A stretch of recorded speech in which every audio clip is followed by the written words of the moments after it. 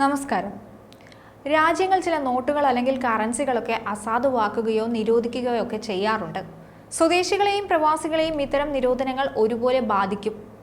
നിശ്ചിത സമയത്തിനുള്ളിൽ കറൻസികൾ മാറ്റിയെടുത്തില്ലെങ്കിൽ സാമ്പത്തിക നഷ്ടം നേരിടേണ്ടി വരും.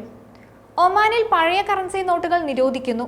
ഔദ്യോഗികമായി പിൻവലിച്ച ഒമാൻ കറൻസികൾ 2024 ഡിസംബർ 31-നകം ബാങ്കിൽ കൊണ്ടുപോയി പകരം പുതിയ കറൻസികൾ സ്വന്തമാക്കണമെന്നാണ് ഒമാൻ ബാങ്ക് അധികൃതർ ജനങ്ങൾക്ക് മുന്നറിയിപ്പ് നൽകിയത്.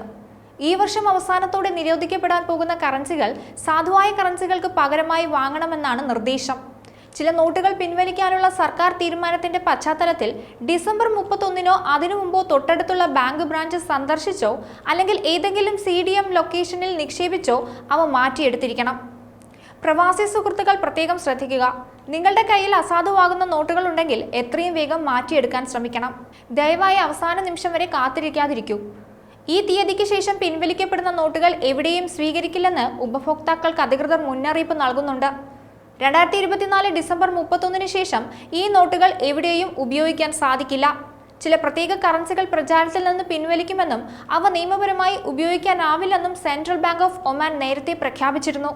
പണമിടപാടുകളുടെ സുരക്ഷ വർദ്ധിപ്പിക്കുകയും കള്ളനോട്ടുകൾ തടയുകയും ചെയ്യുക എന്ന ലക്ഷ്യത്തോടെയായിരുന്നു ഇത്. ഡിസംബർ 31-ന് ശേഷം ഈ നോട്ടുകൾക്ക് മൂല്യമുണ്ടാവില്ല. അവയ്ക്ക് നിയമപരമായ സാധുത ലഭിക്കില്ലെന്നും അധികൃതർ പറഞ്ഞു വെക്കുന്നുണ്ട്. കാലാവധി കഴിഞ്ഞ നോട്ടുകൾ അതിനുശേഷം ഉപയോഗിക്കുന്നത് നിയമവിരുദ്ധമാണ്. ഉപയോഗത്തിൽ നിന്ന് പിൻവലിക്കുന്ന നോട്ടുകളിൽ 1995-ലെ 5ാം എഡിഷൻ കറൻസി നോട്ടുകളും ഉൾപ്പെടുന്നുണ്ട്.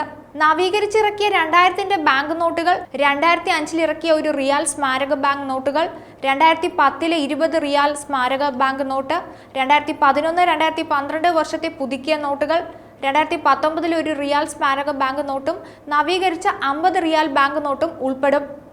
ഒമാനിൽ പ്രവർത്തിക്കുന്ന എല്ലാ ബാങ്കുകളോടും മേൽപ്പറഞ്ഞ ബാങ്ക് നോട്ടുകൾ സ്വീകരിക്കാനും അവയ്ക്ക് പകരം മേൽപ്പറഞ്ഞ കാലയളവിൽ 6ാമത്തെ ലക്കത്തിന്റെ ബാങ്ക് നോട്ടുകൾ നൽകാനും സെൻട്രൽ ബാങ്ക് ഓഫ് ഒമാൻ നിർദ്ദേശിച്ചിട്ടുണ്ട്.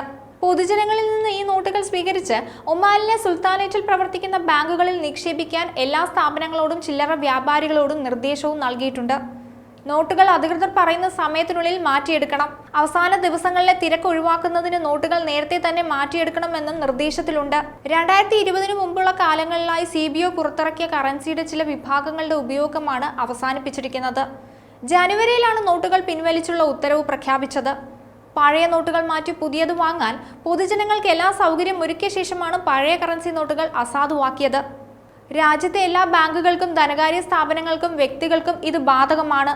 നോട്ടുകൾ നിശ്ചിത സമയത്തിനുള്ളിൽ മാറ്റിയെടുത്തില്ലെങ്കിൽ സാമ്പത്തിക നഷ്ടം നേരിടേണ്ടി വരും. ഓർക്കുക, ഡിസംബർ 31 വരെ മാത്രമേ സമയം അനുവദിച്ചിട്ടുള്ളൂ. അടുത്ത വർഷം മുതൽ അസാധുവായ നോട്ടുകൾ ഉപയോഗിക്കാൻ സാധിക്കില്ല. മറ്റൊരു വീഡിയോയുമായി വീണ്ടും കാണാം. ന്യൂസ് ഡെസ്ക് ഈനാട് മലയാളം.